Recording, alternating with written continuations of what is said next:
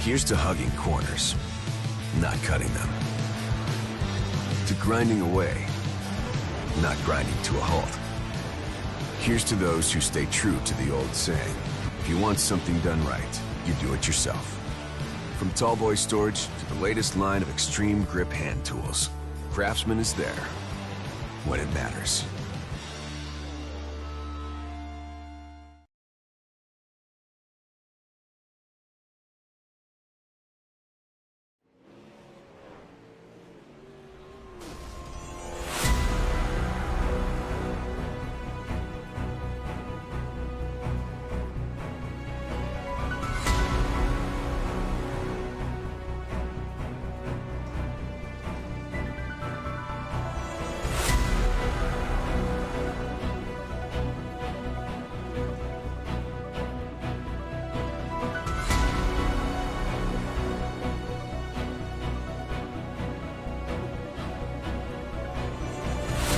Good evening, race fans, and welcome to the virtual Limaland Motorsports Park in Lima, Ohio, the sole quarter-mile clay oval on the iRacing service, and we are here for the World of Outlaws Craftsman Late Model Championship Series as they have their second round here at the Titus Bull Ring on the service. Randy Chinnett, Cam Walsh, and Hugo Louis bring you all the action tonight as the best super late model drivers duke it out for 4 heats, a last chance qualifier, and a 50-lap event tonight. Cam, this little quarter-mile track has not been seen too much. It only released this season on the iRacing service, and because of the nature of it, only a quarter mile puts on very unique racing compared to the big half-mile tracks we have on the service. Absolutely, Randy, and for me, I think this might actually be the first broadcast I do at Limaland. Might be the second, but I will say I'm pretty excited about this. The track, honestly, it already looks pretty worn in. It started with slight usage, but since then, these big, hefty 2,500-pound machines putting down all that horsepower, they are certainly getting ready to have a very worn-in track, especially with the bankings here at Limaland. I am excited. Very steep banking, and that cushion definitely comes in pretty strong once we get in the later stages. I think through the first few heats and maybe even into the last chance qualifier, I think that top side will start to slowly speed it up, but I think by the time we get to the main, once we get 20, 30 laps into it, I think you're pretty much going to want to be up around the top. We have seen some fantastic racing here in some past broadcasts. We, of course, do some non-wing sprint cars.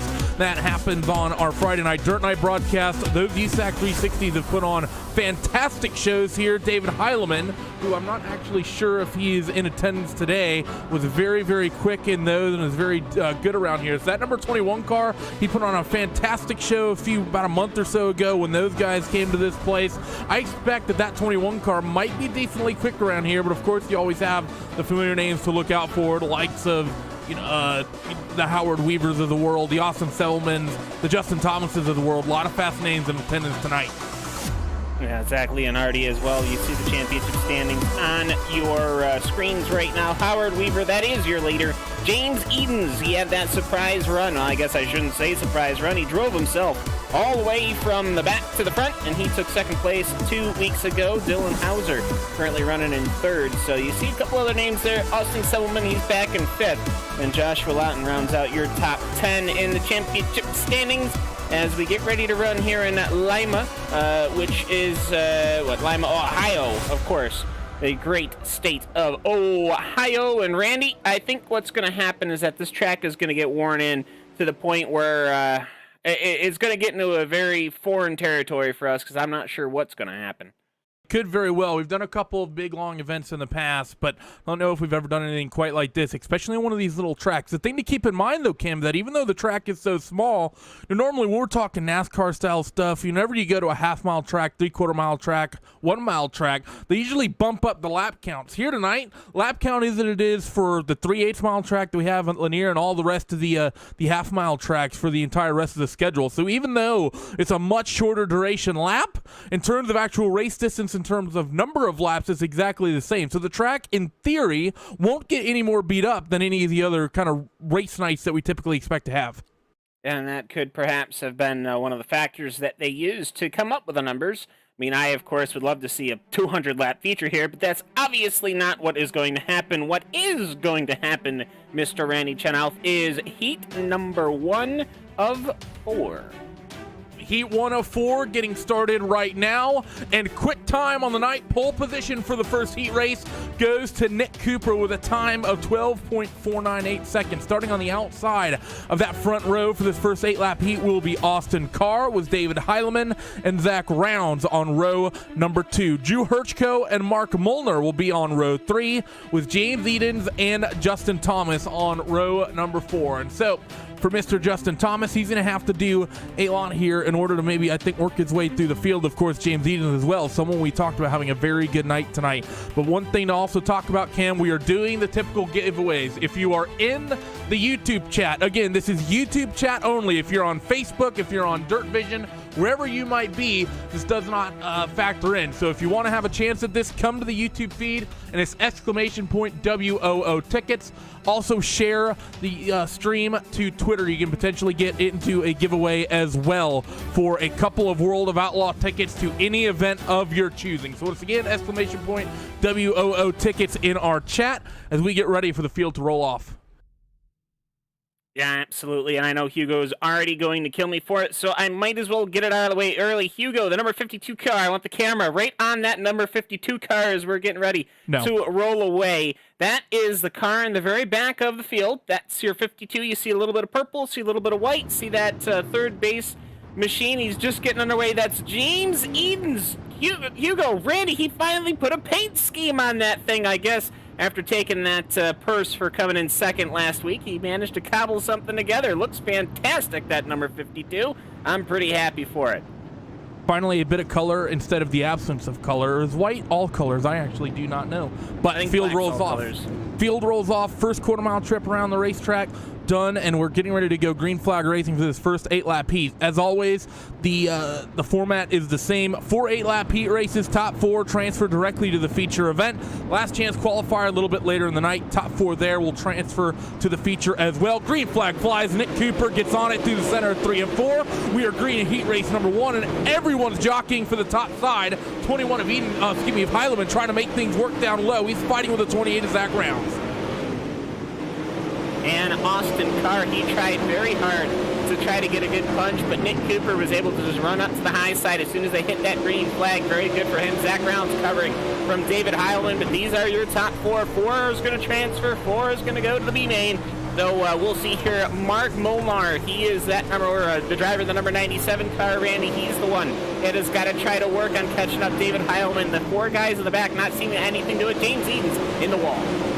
Hirschko struggling a little bit as well. That car looked very tight as he entered turn 3. Did not want to rotate whatsoever up on the top side. But right now, that 21 car, David Heilemann, he is comfortably in that 4th position, harassing that 3rd place runner of Zach Rounds. In fact, we have a big separation between 4th and 5th, Cam, because right now, Mark Molnar, he's trying to deal with that 26 of Drew Hirschko, trying to make that sort of second groove work. Not quite able to do so. Still trying to work that middle line, going to make up a lot of time on entry. What happened? We just had a big, huge, I don't want to say it's a dive bomb. We don't call them dive bombs here, but either way, a massive push from David Heilman on Zach Rounds. He's slide job, that's the word I'm looking for. Came right up the nose.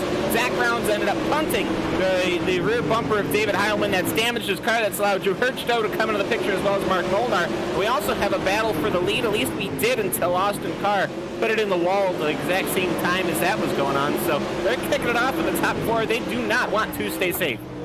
These guys really being rough right here. They're coming through for the last lap. Nick Cooper is going to come off corner number 4 and win heat race number 1 with Austin Carr in second. David Heilman will round out your top 3, and Zach Rounds will take that final transfer spot. Drew Hirschko, Mark Molnar, Justin Thomas, and James Eden second place in the points. He's going to have to come to the back once again.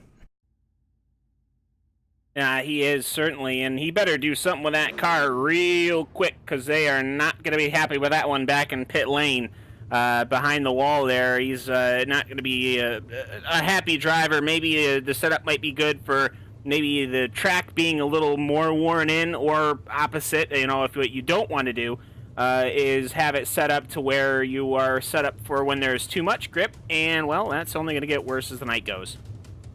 So, second heat race coming at you. John Fiddler, the second quickest qualifier on the night. He's going to start inside on that front row of Zach Leonardi. Jacob Fields and Adam Elby will make up row number 2. Charles Cosper and Kevin Dedmon on row number 3, with Virgil Graham and Casey Kerwin on row 4. I think the interesting name here in terms of being deep in this field, Cam, is going to be that number 42 car of Virgil Graham, starting deep in this one, 7th place. You typically wouldn't expect Virgil being that far down the order, but he's got a lot of names out in front of him that he's going to have to get by. I think Virgil's going to struggle getting a transfer spot here. Yeah, we'll have to see here. It's going to be interesting. There's a bit of a gap between the pace truck and the rest of the field. I'm happy to see Leonardi, as somebody has bumped into somebody already on the pacing run, so we'll need to see what they can do here. But yeah, only got 7 cars here at the start behind the safety truck.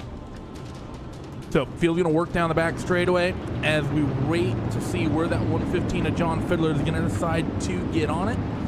As they roll in towards 3 and 4 right here. Waiting. Is going to go early. Going to hold him a little bit longer this time. The 115 gets on it. We are green in heat race number 2 of your World of Outlaw Craftsman Late Model Championship Series. The 24, Zach Leonardi tries to slide it up top. Turns it back down to the bottom. He's going to nose into the lead for now. Can he slide up in front of that 115? He will. Can he hold on to the position? Yes, he can.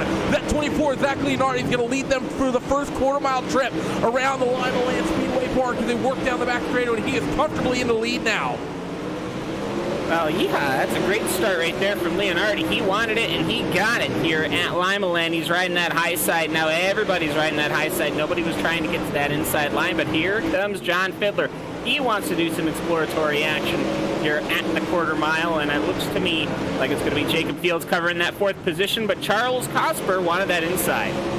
Out in front, though, John Fiddler has managed to squeak back into the lead of that 24. And Leonardi, through the slick stuff, I think may have got a little bit of a touch with Adam Elby. He's going to fall back to the 3rd spot, maybe even 4th, as the 007 and Jacob Fields wants this as well. The first couple cars are through and away clean, but we have a hugely tightly contested situation here in 3rd, 4th, 5th place on the racetrack right now with Adam Elby and Jacob Fields, who make up P3, P4. Kevin Dedmon is in 5th in that number 5, and he is so close and has gotten close a couple times to transferring into one of those coveted top 4 positions. They have 2 to go.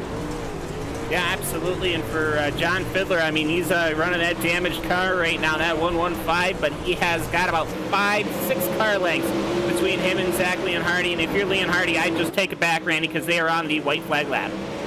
White flag lap here down the back straightaway and in towards 3 and 4. The 115 of Fiddler is comfortable out there in front. He's going to win this heat race. Jacob Fields, he's going to round out that final transfer position. Kevin Dedmon so close in that 5th spot with Charles Cosper, Virgil Graham, and Casey Kerwin actually did not even take the green there, so he wasn't actually in that race whatsoever.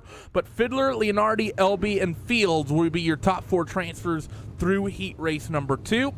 As we now get ready for heat race number 3. Alex Bergeron, 3rd quickest qualifier of the night. He'll start on that front row with his teammate of Howard Weaver on the outside of him. Last week's the first round winner for the late model series.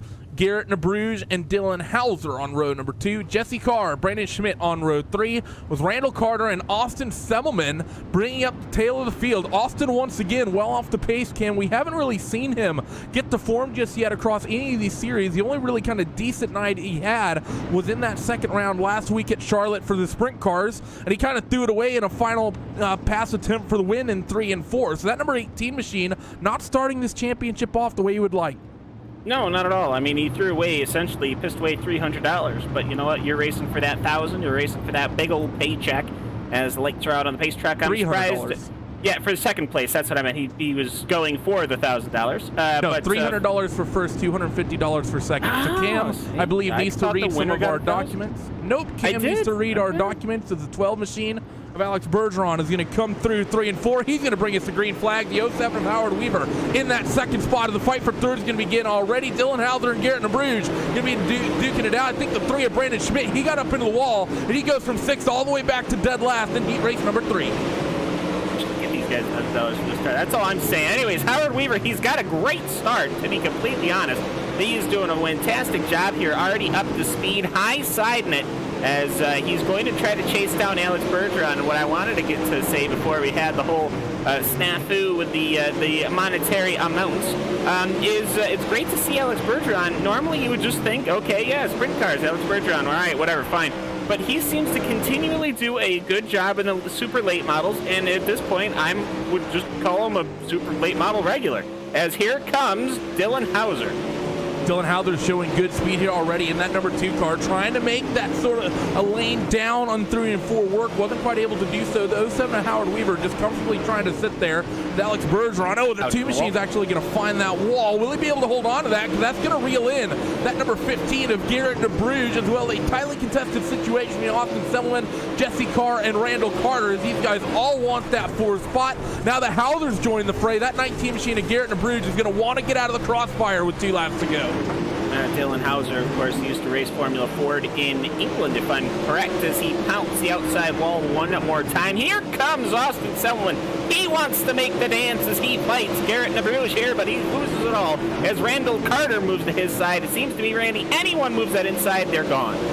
Seems to be the situation, but he gets himself into that 5th spot at least. And Alex Bergeron is going to win heat race number 3. Howard Weaver, Dylan Hauser, and Garrett Nabruge round out your top 4 transfer spots. Austin Semmelman, he makes up 3 spots in that heat race. Very good for him in that 18. Going to give him a better starting position for the B a little bit later tonight. Randall Carter in 6th with Jesse Carr and Brandon Schmidt rounding out that 8-car field. And we now have one more heat race before we get into the main events tonight. Matthew McKinney. He's going to be on pole here, fourth quickest qualifier tonight with Chris Brenner. The outside of that front row, Josh Lawton and Jacob Leverstein on row 2.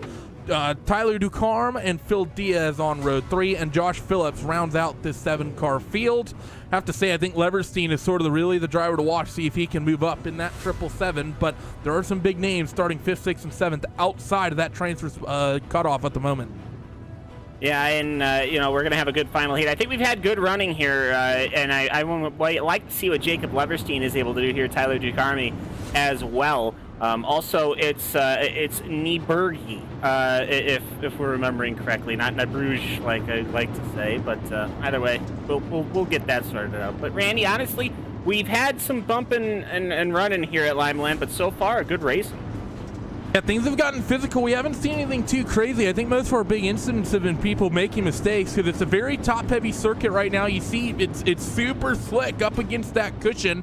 There's still a lot of good dirt in sort of that middle to bottom groove, and as that goes on, I think we might see that middle line come in, but typically in these types of tracks, that cushion is where you want to be. They're going to head off towards 3 and 4, and where will that 9 of Matthew McKinney get on it? He'll get it in the middle of 3 and 4. The 777, big move already. He might make up a couple spots before he even gets to the line. Jacob Leverstein, he's in P3. He's trying to fight and stay locked to the rear of that 70 of Chris Brenner. A little bit of contact behind as well. Things are getting physical in heat race number 4. Yeah, Lawton, he tried something, and he actually made something else work. He recovered from that, and he split between Ducarme and Diaz, and he made up a couple positions, and that is going to be good for 4th position, so good on him to recover and make lemonade with the lemons he was given on that start. He tried as hard as he could to go inside. He gets a bump, from Tyler Ducarme, but either way, looks to me like Joshua Lawton, as long as he can sort it out. Here comes Ducarme. He's going to throw the massive slider. He did not get that one. A little bit physical there as Josh Lawton's going to hold on to that transfer position. The 25 going to now latch right onto the rear of that car. The number 94 of Phil Diaz still unable to get anywhere. Top three are kind of all separated away in relatively gaps, so look for them just to try to get through this heat race cleanly. The 25 of Tyler Ducarme is going to throw another move. Can he make this one stick? No, he can't. Josh Lawton doing a great job of contact in towards 3 and 4. Lawton gets sent off into the wall, and somehow that number, Lawton holds on to it. Ducarme gets sent up into the wall. Yeah, and we've all but forgotten about the leader. That's Matthew McKinney, and then you got Brenner and Leverstein. This has been a massive battle for that 4th position, that final transfer spot to get to your main confidently and not having to work your way here as Ducharme goes and tries another over-under on Phillips. They're going to work now off of corner, well, in towards 1 and 2 for your race leaders for the final time. The fight for this transfer spot is still close, though. Phil Diaz has done a good job to get up into that 5th spot. Will he be able to make anything of this? Top 3 going to come off turn 4, and McKinney, Brenner, and Leverstein are going to finish in line, and that 40 of Josh Lawton is going to be able to hold on to that 4th and final transfer spot with Phil Diaz, Tyler Ducarme, and Josh Phillips rounding out that 7-car heat race. That was the first time, I think, all night, Cam, where things started to get real physical. It did. I mean, it was not just physical. It wasn't senseless physical. It was intentional, moving machines. To me, that's what we like to see. We don't like to see just random attempts to try to move the machines forward. And we saw these drivers reacting to it, countering it, and Lawton, with his skill there in that orange number 40, was able to pull himself up to that 4th position. But everybody else, all the other cars that were not in that top 4, Randy, they have got to go to the Consolation B main. See, that is the situation. The 15 cars that have yet to get themselves into the feature event are forming up, and we got 15 laps to decide which 4 will join the tail of the 20-car field for the feature. Once again, after this race, we will be doing a giveaway, WOO tickets. We will draw a name, and 2 people will get a chance to pick a pair of tickets to any World of Outlaw event of their choice. It'll be happening here after the last chance qualifier. 15-car field. Storm down it real quick. Drew Hirschko and Kevin Dedman on road number 1. Austin Selman, Phil Diaz. Road 2, Mark Molnar, Charles Cosper on road 3. Randall Carter, Tyler Ducarme on road 4. Virgil Graham, Justin Thomas and Virgil Graham on row 5, Jesse Carr, Josh Phillips, row 6, James Edens, Casey Kerwin, row 7, and Brandon Schmidt rounds up the 15-car field. iRacing safety truck gets ready to duck down to the safety of pit road. 26, Drew Hirschko in command of the field, waiting. He gets on it, 15 laps on the board, 4 spots up for grabs. Who's going to get him as they storm in towards 1 and 2? For the first time, things are going to get physical. They're 2x2 through the field. Kevin Dedman gave a big old shot to the rear of Drew Hirschko, but Drew Hirschko was able to recover Semmelman. He wants that bottom side all for himself, as he's got Mark Molnar actually following him there. He's trying to make it work. We'll see if it does. There's so much traffic that inside line might work. There's kind of a squeeze there between Randall Carter, Tyler Ducarme in the back there, but we have got probably 4 or 5 cars trying to stick to that inside line. The high side is obviously more popular, but with all this traffic, Randy, it looks to me like that inside line might just start making it work.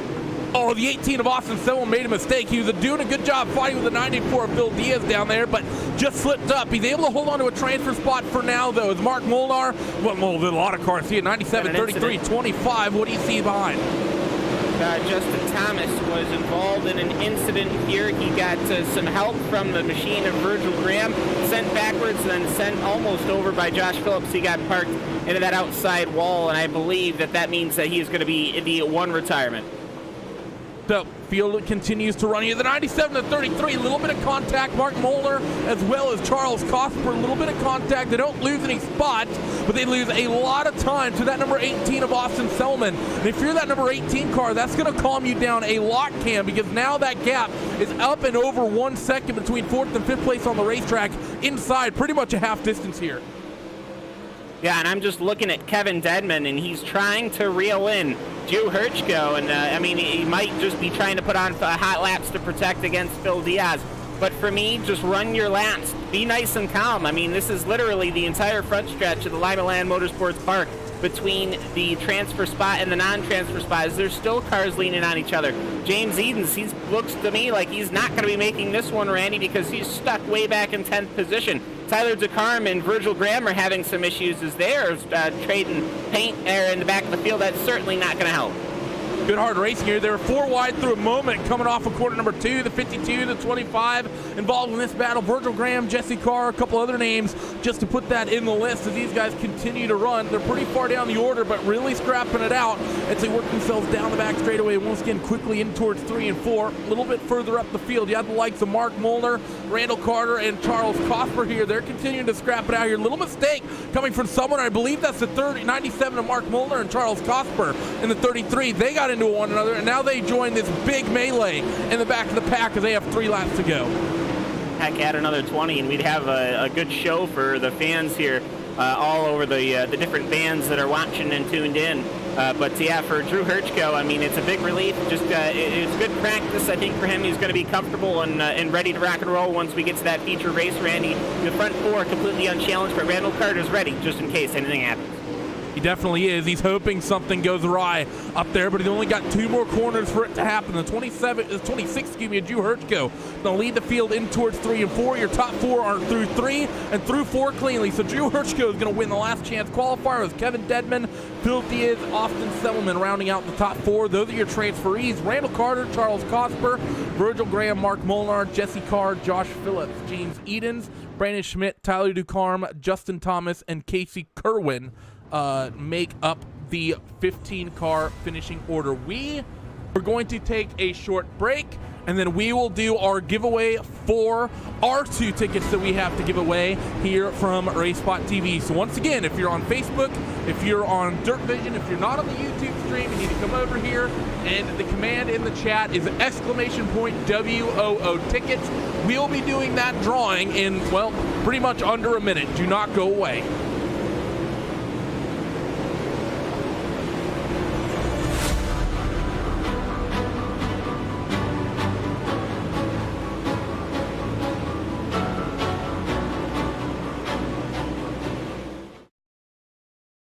Did you know your DirtVision.com account gives you free access to our on-demand video library? From the DirtVision.com homepage, click on On-Demand Video near the top right of the screen. And from there, countless hours of World of Outlaws footage awaits at your fingertips. Watch every lap of the current World of Outlaws Craftsman Sprint Car Series season. Sheldon Hodge looking for a run. Dives low into turn 3, slide job! Sheldon Hodge, shield to the cushion.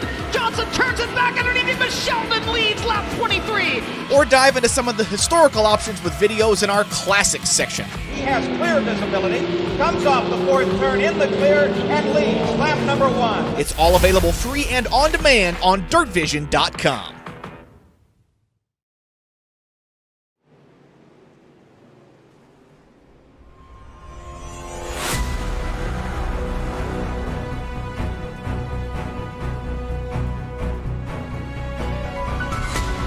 Welcome here, and as the 2-minute warm-up between the B main and the feature event gets ready to come to a close, it is time to roll it.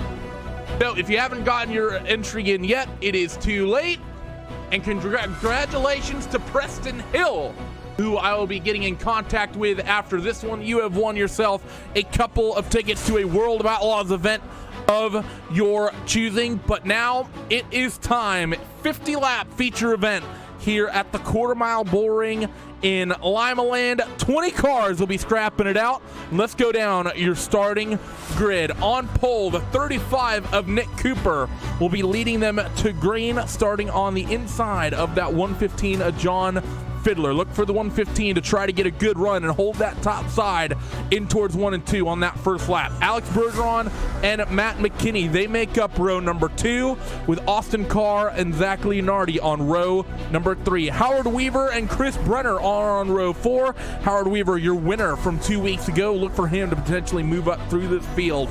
David Heilman and Adam Elby are on row number 5, 2 very talented drivers in their own right, with Dylan Hauser and Jacob Leverstein on row number 6. Zach Rounds, Jacob Fields on row 7, Garrett Nieberge and Josh Lawton on row number 8, Drew Hirchko and Kevin Dedman are on row number 9, and Phil Diaz and Austin Semmelman will just squeak into the field and make up the 20-car field in this one. 50 laps, Cam, quarter-mile bull ring, top side is fast, bottom groove starting to come in a little bit.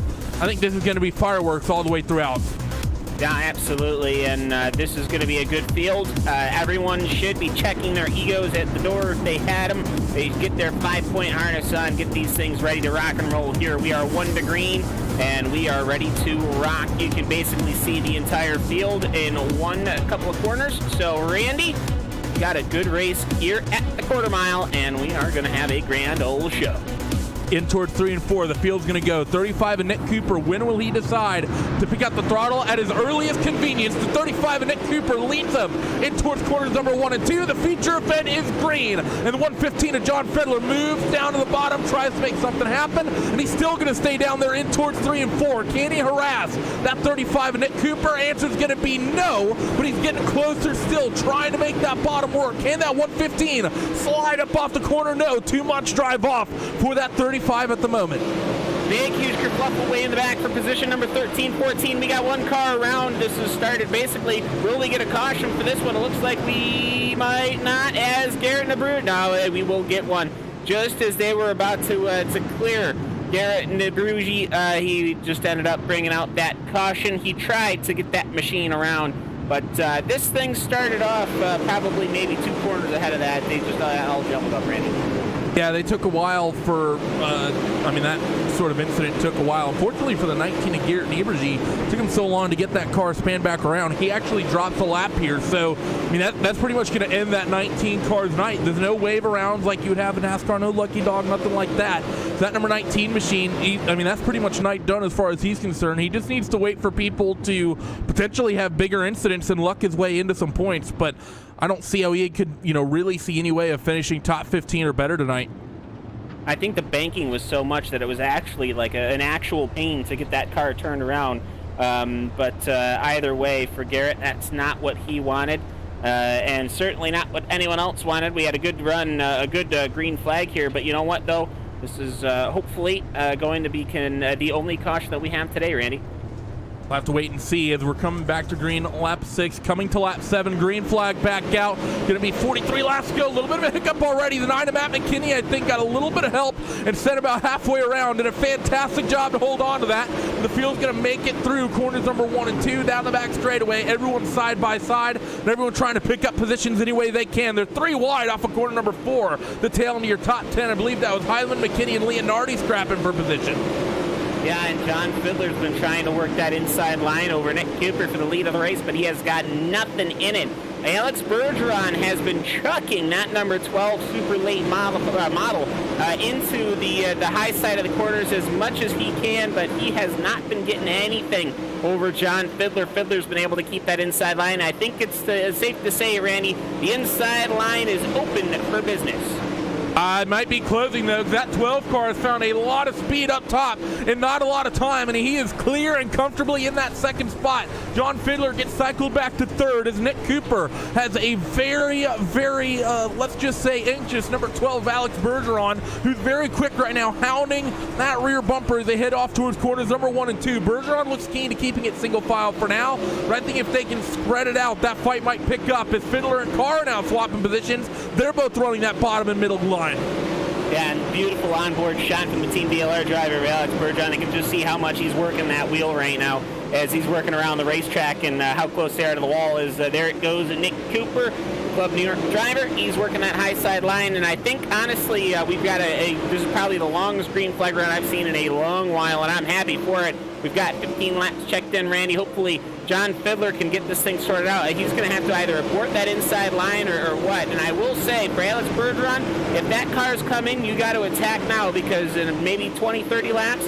this track is going to be completely different. Definitely seems that way. I've seen Alex Bergeron run offline in the past. I remember the spring fling that we did here on RaceSpot TV and on iRacing Live. Alex was very, very quick, and he was running a different line at the virtual Knoxville Speedway than a lot of the other drivers were. So that number 12 car in these super late models, very experienced, very, very fast. But that 35, Nick Cooper, he's looking pretty much picture perfect out there thus far through the first 17 laps, Cam. We're already heading towards half distance here, only 4 minutes since we went green. And that 35, he looks keen to just run that upper groove and kind of just sit up there right now, kind of just lightly brushing that rear body work along the wall. What do you see? We got a caution. We got a caution, but I don't see any cars stopped. So now what are we going to have to do to figure out what pulled out that yellow flag? Let's see. Going to have to look around. Be very. Oh, it was the number one, the 777 machine of Jacob Leverstein. He went around in 3 and 4. She did a good job. He sort of did a complete 360 and sort of got the car running, but spent just enough time facing the wrong direction that the yellow flag came out. With a little bit of contact. There's that 777. Jacob Leverstein, a light little contact, gets sent around the wrong way. That's just good, tight racing. Who was that behind? I think that touch came from the 5 of Kevin Dedman. Yeah, just a little bit of a touch. The 777 didn't quite hook up that cushion just right. Kind of came off of it a little bit slowly. Because of that, he gets unfortunately sent around, drops a couple of positions, but really that should be no harm, no foul, because that was not a hard hit whatsoever. No, that was pure racing incident. There's nothing you can really do about that one. I mean, you try to plant your right rear in as we're getting ready to go green. I forget how short this track is. You try to plant that right rear. It just didn't work out that last time. The field already doubled back up as they head down the back straightaway in towards 3 and 4. 35 of Nick Cooper. Will he be able to hold off that 12 of Alex Bergeron? Alex, very experienced with these sort of restarts. NASCAR Peak Canyon for these iRacing Series drivers. We go back to green flag racing. Nick Cooper does a good job getting his own line here. The 12 was side by side with the 1 of Austin Carr for a moment. Still a little bit of overlap as they head in towards 3 and 4, but I think that 12 is going to hook up the top and should be clear down the front straightaway. Indeed he is. So now comfortably into that second spot. Oh, the 35 makes a bit of a hiccup. This is going to be his one chance. 3 wide for the race lead. As that number 1 car of Austin Carr, he wants to make something of this as well. 12 Alex Bergeron just hops up to the top side. That's going to surrender his opportunity for the lead, but the fight is still on for second place. His car is starting to find a little bit of speed on the bottom. The 12 of Bergeron gets that run off of corner number 2 as the 07 of Howard Weaver now wants to scrap it out for that third spot. He's starting to hook up that top line as well, but he gets into the outside wall. Fantastic action here for the leader race. They want to get a piece of that pie. And Nick Cooper, what I'm seeing from him is we have another caution on the racetrack. That's Adam Elby, the 74 machine. He has gotten spun around and looks to me like he dug into the corner coming out of 3 and 4, got on the throttle, and he ended up clipping Kevin Dedman. Dedman of no fault of his own. His car was just parked there. Car went around. Obviously, the field kind of going around there, and that brings out caution at number 3. Unfortunate there for the 74 car. Gets sent around, but sometimes the way it goes is, there's a couple little taps following that, but for the most part, I think the whole field, really the only car we've seen go a lap down is that 19 of Garrett Niebergy, and he's still just sort of solemnly there all by himself, still on the racetrack, 1 lap down, hoping for one of these guys to get terminal damage. Yeah, and so let's see what we can do here. Nick Cooper is going to have to get ready to go because Alex Bergeron is going to be really chomping at the bit here. He almost had him last time. Let's see what he can do this time as we get ready to go with 20 to go.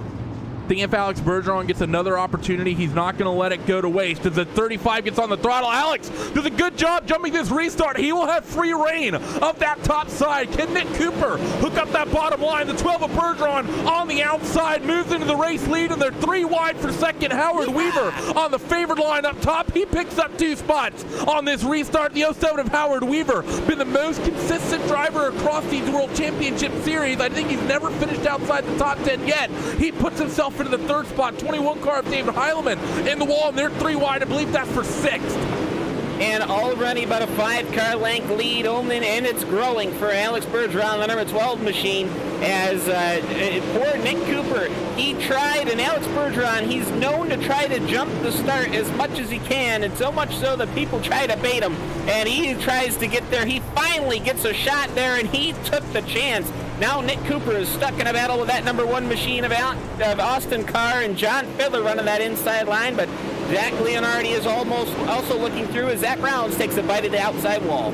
The 28 of Zach Rounds did not hook up the cushion just right as we're inside of 20 laps to go. And that's one of the big things, the experience of that number 12 of Alex Bergeron on restarts cams. For a lot of these dirt drivers, this is at most their 4th World Championship event ever. Alex Bergeron has a couple of seasons of experience in that NASCAR Peak Antifreeze iRacing series. He's used to the restart games. He's played them for a long time, been a part of them for a long time, and because of that extra year or two of experience, he can really jump the restarts and time them a lot better than a lot of these other guys are. So even though it's asphalt that he's typically done in the past, up until the past year or so, that experience really pays off in dividends at a championship like this.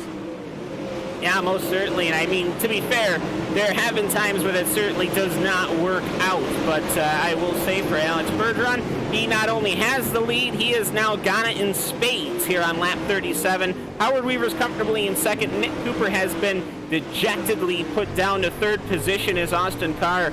He's trying to make that inside line work. And I think for a lot of these guys running this inside line, it's for the future. They're just trying to get that dirt packed in as these guys rub the outside line, but I'm not sure what you should be doing here.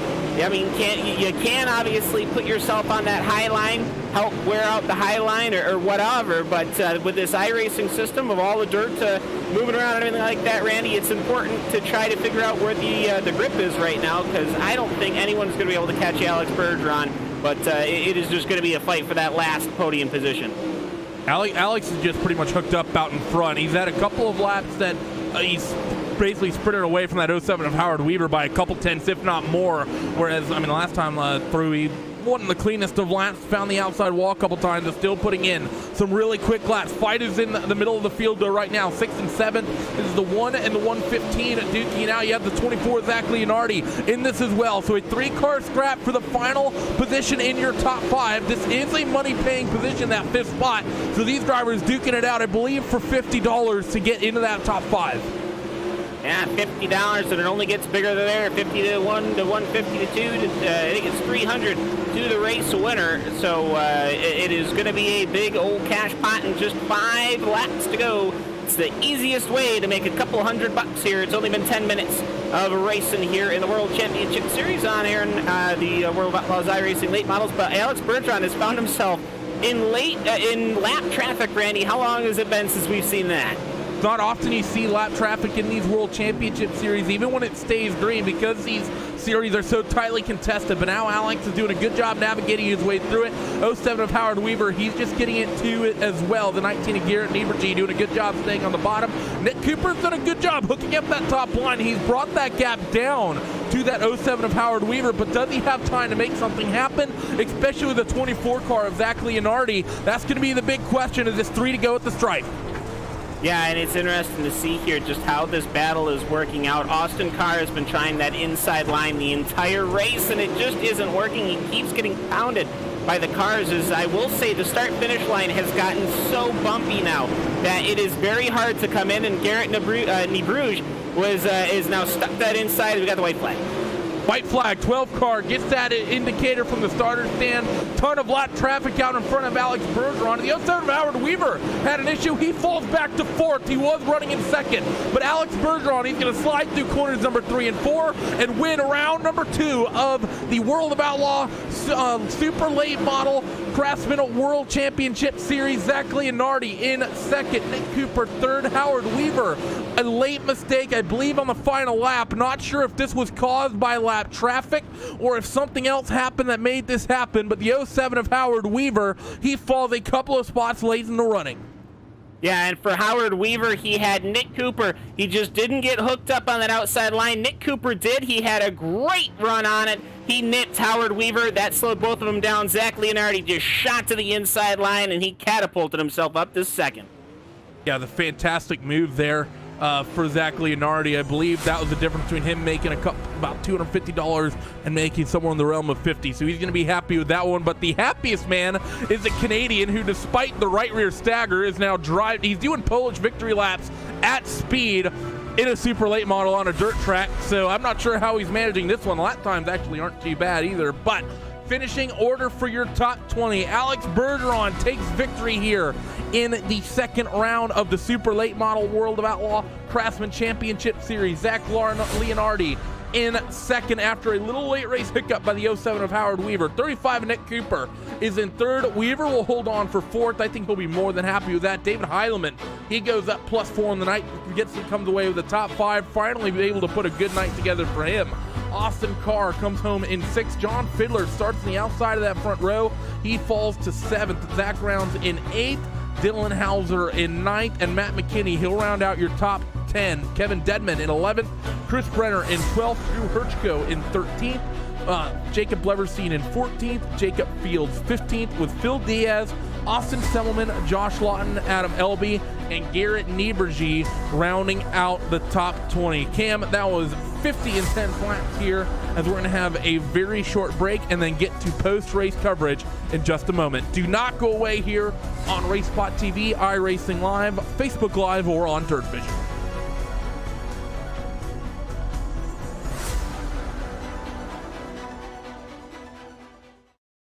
Courage at the mile. What part did courage play in this victory?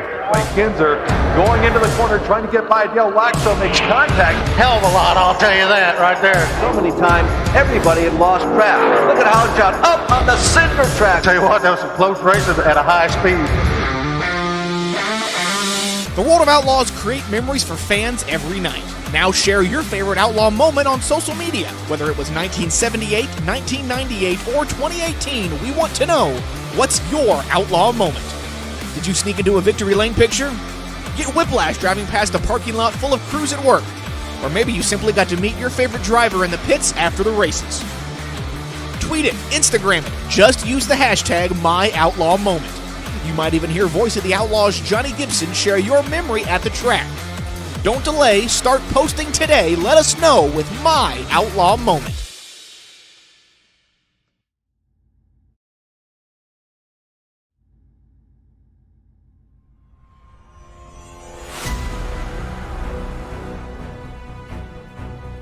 Welcome back here to RaceSpot TV on iRacing Live, Dirt Vision, and on Facebook Live. Post-race coverage time, and we are stood by with your race winner, the 12th car of Alex Bergeron. Apparently doing a little bit of chatting in our Waiting for Interview channel with a couple of the other drivers. But Alex, what a run here. You started third, which is, pretty good. Third quickest in qualifying, dominated your heat race. You only had a couple of opportunities to make that path for the race win, though. There was one opportunity down the back straightaway after that 35 made a mistake, but due to some of the cars scrapping it out behind you, they shoved the nose in a couple awkward places. You couldn't make that one stick, but you timed to restart, managed to make it stick on the outside. Did you think it was pretty much done and over with at that point, or did you think that someone was likely going to make a move on you in the later stages? Maybe I was there if a restart would have come, but, I just didn't look in my mirror and just tried to deal with the lap cars there at the end and being patient with the lap cars and just do my line up top. And I didn't want to try to bottom because my car was a bit too understeery for the bottom, so I decided to stay up top, and it worked out for us. So pretty happy with the result tonight. How is it dealing with that lap traffic? Because oftentimes in things like the sprint cars and sometimes even the super late models for some of the typical events we'll see, it's not often you'll get lap traffic. But here tonight, due to the higher lap count and due to it being a half distance track to what we're used to, a quarter mile versus a half mile, how much experience do you really have dealing with the lap traffic, and how difficult is it dealing with the lap traffic compared to, like I said, in the sprint cars and most of the other super late model tracks where you never will really even see it? Well, you gotta think before you get to the lap cars, so you can plan what line you're gonna use. So you can be prepared before you get to the lap cars. That could be like a lap or two before you get to the lap cars. But you definitely don't want to be too slow, so the second place is gonna catch you. So you definitely want to just go by and just go by them as quick as possible, so the second place doesn't catch you. So it's just being patient. And sprint cars, it's just goes a bit faster, so it's either the bottom or the top side. And I feel like the late miles are a bit easier to pass for lap cars. So it was a good race. Like, this is the first time we actually got lap cars for a race in late mile for me, so it's pretty awesome. $300 richer after this one. Where's that money going? Oh, just going to the bank. In the bank, and, well, let's be real, most of us, the money doesn't stay there for very long. So congratulations, Alex. Fantastic driving tonight. Who gets it done on that number 12 VLR car? Well, of course, VLR. Howard for a good setup tonight. That was awesome. Last week at Volusia, we had a good run, starting like at 14, I think, 13, and we got up front, top 5, and something happened. So just racing, it's part of it. But tonight we're pretty good tonight. So that was awesome. So Team VLR, all my partners, especially Bob King for the paint scheme night. That was good paint to be up front. So yeah, they're collective, of course. Meyer Inc., Racing Dude, and yeah, and you guys for broadcasting, and iRacing for putting this up. Will of Outlaws, and yeah, it's awesome. Awesome indeed. Congratulations once again on the big win, Alex. Hope to see you have a good run after week 13, not only in the sprint cars, but in these in the late models and in the NASCAR PK and Freeze iRacing series as well. Thank you. So that's your race winner, Alex A. Bergeron. He enjoys an extra $300 after victory tonight. Cam Walsh, second position, double the positions, double the number 20, double the number 24. Now stood by with Cam Walsh and Zach Leonardi. Yep, and here is the number 24 late model machine and the Dead Zone Racing Leonardi Racing Designs car. And Zach, well, a bit of a long night, I have to say. You had a lot of battling to do in that number 24 car, Limaland, playing host. This is pretty much the first late model race I've seen here at Limaland. I got to say, it put on a great show, at least for the fans in the stands and us in the booth. But how was it there on the track? It's definitely one of my best and one of my favorite racetracks. And it raced pretty good. I mean, it's usually top dominant, but you usually can't even move to the bottom so that we can make some passes down there. I mean, it was pretty good. I thought we'd have been better than, second's still pretty good, but like I practiced a lot, tested a lot. We were pretty good. I just messed up qualifying, but it was all in all pretty good. But yeah, we started 6th or whatever, and I got hung back in 7th and tore this thing apart trying to pass cars, and I couldn't do nothing. And then just calmed down and drove back up with guys, and then I think I was one of the fastest cars on the track when I was catching Howard and Nick, and then they got together and got by them pretty lucky. So I'll come out of it pretty good, points deal, and then paying positions. That's pretty good. Yeah, I was about to ask about that last couple corner incident between Nick Cooper and Howard Weaver. Weaver was running second there. He got a little shot from Cooper. When you saw that happening, were you just prepared to just kind of dump it in the wall? I mean, the car reacted so quickly. You pointed it right down to the inside and past him. Just kind of take me through that moment there, where the two cars in front of you are fighting each other a little too hard. Well, it's kind of weird. I run a different line than everybody in 3 and 4 because everyone kind of just runs right up on the fence, right on the cushion, and I like to enter in lower and then scoot up to the wall and then bend it real sideways and drive down to the brown down the racetrack. And so I was doing that anyway, and I have VR, so I kind of looked down and I saw Howard's nose pointing at me, so I just pinned that thing a little bit further down and just drove down to the bottom of the racetrack and drove by both of them. But I knew Nick would get hung behind him, so I had to go by fast to keep going. I was just hoping Howard wouldn't come on the racetrack and hook me, but it was a pretty crazy moment for sure. And I was already driving pretty hard because when I was sitting in 4th, I was like, well, this don't pay nothing, and 3rd does, so I was driving pretty hard trying to get to him. Well, you managed to do just that, and you got it yourself up to 2nd position, so congratulations on that one. Sponsors, who gets it done, and who'd you like to thank? I think Leonardi Race Designs, Dead Zone Racing for the setup work throughout the week, and kind of a last-second deal. The drill spill went in with Ashton Crowder, and we kind of tweaked on our stuff and put an alliance together, and that worked out pretty good for us tonight. Well, there you go. Limaland checked off. Good race for you. We'll see you in a couple weeks' time, Zach. Yeah. That is the number 24 super late model here at Limaland Motorsports Park. We'll get it. It rolls off the tongue. Super late model. But either way, Randy, you are standing by with Nick Cooper. Yeah, I am stood by with that number 35 car. And Nick, a couple cars in front of you, they're pretty opportunistic in order to pick up their spots. You, unfortunately, were the driver that they had to be opportunistic on. A couple little mistakes through this race cost you a couple of spots. But overall, a solid 3rd place finish. You have to be happy with that. Yeah, for sure. I didn't expect to be this good for this race, and I really got to thank my teammates and everything for putting in a lot of work. I didn't get a lot of time to practice for this, and I'm just glad it worked out, and shout out to my teammate Alex for getting the win. Well, things were pretty aggressive up there out in front, and what was it more aggressive being out front dealing with Alex, or did things kind of spice up when you lost that lead and started dealing with the likes of Howard and Zach and David running for that second, third spot? At first, the challenge was not to hit the wall. Obviously, Limaland just you have to run the top, so I knew that was going to be a challenge. And after I made a few mistakes, which I knew I was going to because it's so hard to run, I just knew that something was going to get dicey when that started to happen. And I'm just glad that everybody kept their head. And surprisingly, the race was a lot better than I thought it was going to be. Well, congratulations, Nick. Fantastic run for you in that number 35. We come back on June the 19th for this series at Eldora after a build release. How much prep's going to go into that following next Tuesday? I'd have to say a lot. Spent a lot of time on the setups, and it's like I said, my whole teammates and VLR and everybody that's part of Victory Lane Racing, we all just work together on setups, and it pays off. Top 3 in the finishing order, top 4 I think actually. But nonetheless, good job. Well, congratulations, Nick, on a fantastic run. Who gets it done for you in that number 35?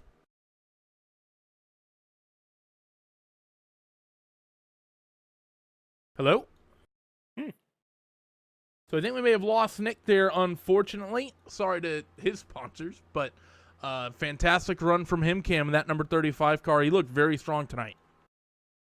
Yes, he did. And I will just say, I mean, honestly, best race we've had so far. I love this. This was great racing. Cars were leaning on each other, but it didn't look like there was any malice involved. No crazy decisions to just chuck the cars in. I'm happy. I hope the guys at the World of Outlaws are happy because that is a great show. I don't care who you are, where you're from, what kind of sports racing you like. That was exactly what you would get on any Friday night. Yeah, that was super amazing. That is going to do it for us here, rounding out your Memorial Day weekend of motorsports events. But that's not all we have coming at you this week. Later on this week, probably the biggest event we have, the iRacing World Championship Grand Prix Series kicks off round number 6 at Watkins Glen. Join Will Vincent, Jake Sperry, and Johnny Simone for that. Of course, throughout the week, we have the International GT3 Championship 2K World's Cup 12-hour at the Glen. As well as Friday Dirt Night happening with Rallycross at Sonoma and USAC 360s at Charlotte. World of Outlaws Championship Series, the World Championships, they come back after next week, 13 next week. So for those who may not be familiar, iRacing is an ever-evolving service with constant updates. Pretty much everything. That includes content, that includes physics stuff, that includes features. We have a build release next week, so because of that, it's a little bit of an off week. The sprint cars, they will be returning on June the 12th for a 30-lap show here at Limaland, and the Super Late Model Series, that will be in 2 weeks' time, and the Super Late Model Series, they will return as well. They will be running at Eldora, so those tracks are going to be fantastic once we get to them, and I hope to see you guys tune in, because it's going to be a good show. But for everyone here at RaceSpot TV, from everyone at iRacing, from Mr. Cam Walsh, and from Hugo Louis, thank you for tuning in, and we hope to see you next time. Bye-bye.